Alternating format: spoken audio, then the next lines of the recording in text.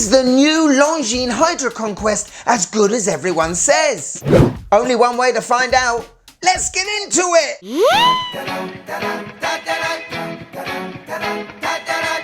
Yes, and welcome to the Mad Watch Collector Show. So yes, today we take a good long look at the new Longines Hydroconquest that has got a lot of attention around the watch world. For me personally, the change of the looks is a very business decision, and the big question is, how is this reference gonna look in 10, 20 years time? And you know, has it lost any character and personality Longines has built with the Hydroconquest since it first came out almost 20 years ago? Now, I reviewed a quartz version of the Hydroconquest last year, and yes, it was due a makeover and a few upgrades. Now, to be fair, it's had a good makeover, however the price has certainly increased, but are the upgrades worth it? And after seeing it online, are you looking to purchase one?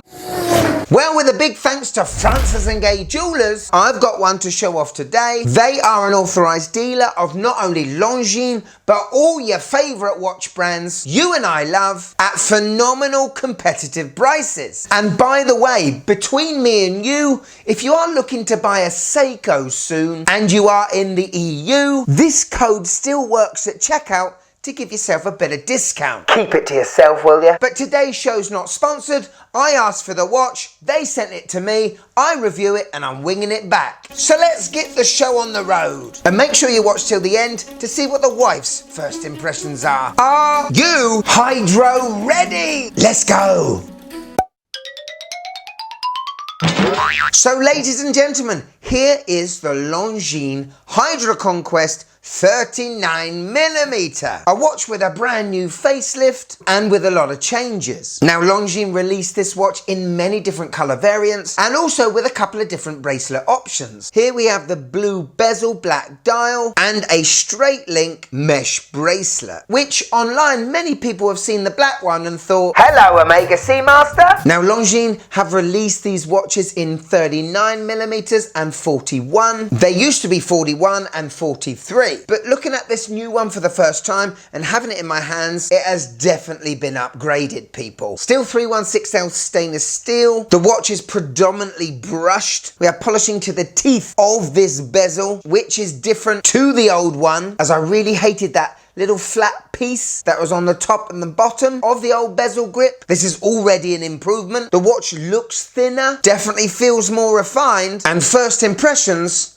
this is a well-made Swiss watch. Quick spec check! Okay, so 39mm in diameter, 11.7mm thick, just over 48 lug to lug, and has a strapaholic lug width of 20mm. And with a screw-down crown and a screw-down case back, this watch still retains 300 meters of water resistance, shaving off the older version's thickness by at least a millimeter. And a millimeter goes a long way in watches. The dial is protected by a beautiful flat sapphire glass, and on paper, on looks and feel, this is a very capable diver. Now let's talk about my favourite improvement to this line, and that comes in the bezel. Not only in the teeth, but they have actually improved the operating of this bezel, and it is very good. Have a listen. Oh, that is so good. 120 clicks.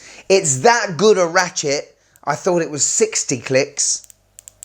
Absolutely no backplay whatsoever. Oh, that is very good.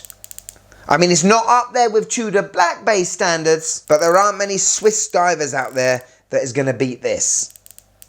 That is brilliant. What I don't like though is the fact that Longines now are using ceramic inserts, which makes them very blingy, shiny, and obviously makes you straight away compare it to a Seamaster or a Submariner. And I would have loved them to have been a bit bolder and maybe used matte ceramic, so it's not as blingy. But as the overall finishing is brushed, it's not too bad. The operating of it, magnificent.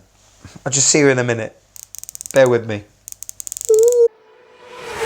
So this mesh bracelet is new to the HYDROCONQUEST lineup, very similar to the Seamasters. We have straight end links. And then we have these very well made, small, integrated links that you can take out to resize it. They looks like they are made with pins and not screws. How easy it is to resize it, I don't know, but it looks relatively easy to me. The clasp of these watches have also been upgraded to a double deployant. Instead of that very rudimentary, flap diver's extension on the old versions, we get a more Swiss refined on-the-fly adjustment to about 3 or 4 positions. That's certainly going to make a lot of people happy. Could you just click that like button, please? It really helps the channel.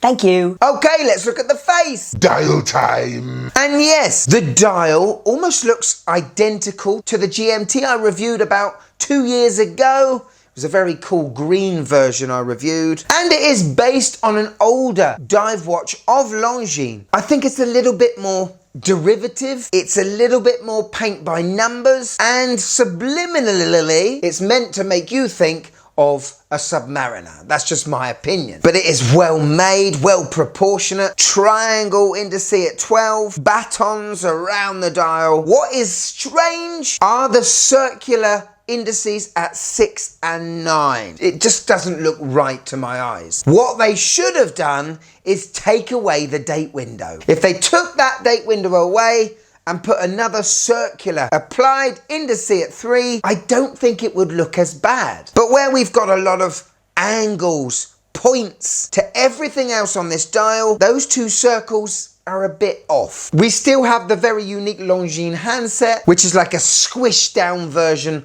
of the snowflake handset of Tudor. So we've got lume on the bezel pip, lume on the hands, and lume on the hour markers. Out of 10, how much does this puppy glow?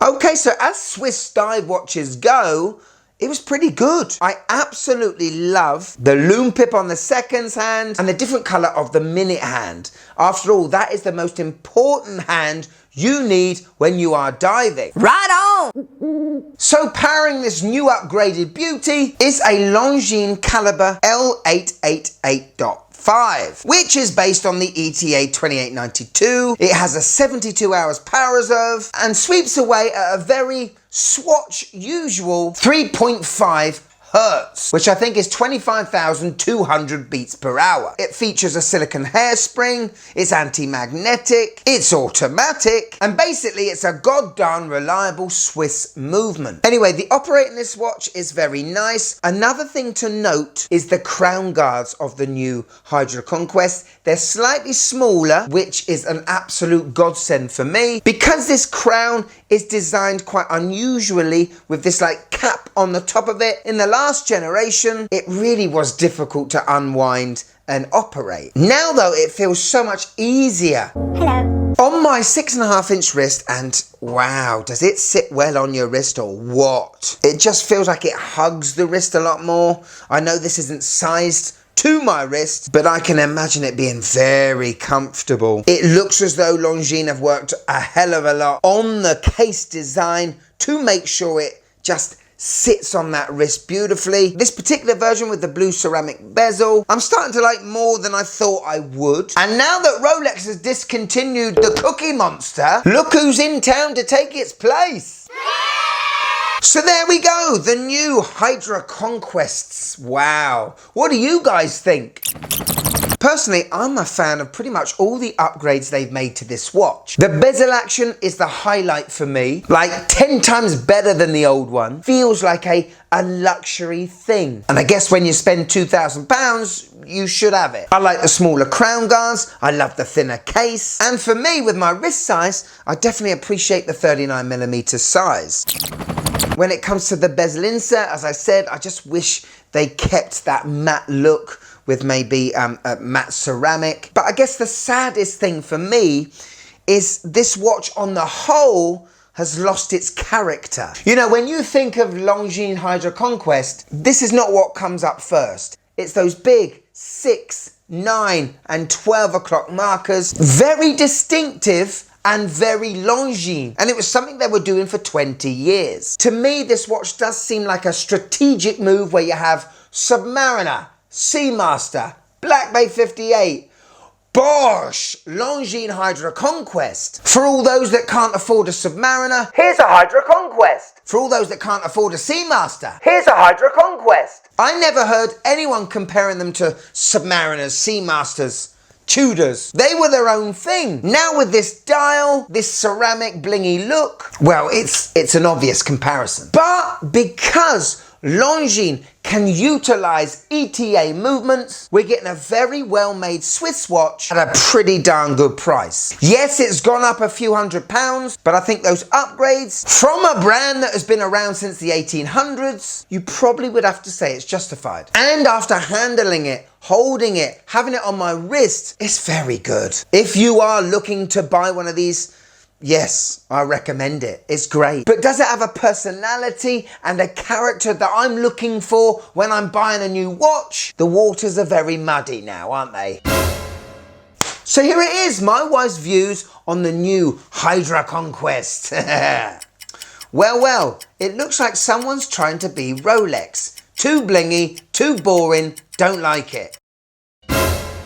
Wife, I tend to agree. Thank you so much to Francis and Gay for sending this watch into me. I will be winging it back to you ASAP. For all those that have watched till the end, thank you so much. You guys are brilliant. And if you want to support the Mad Watch Collector any further, we got a Patreon now. See the shows early, blooper reels, behind the scene footage, private group chat, and get your name credited at the end of every show like this phenomenal lot. But if I've got you here for a few more minutes, and I hope I have, why don't you click this one?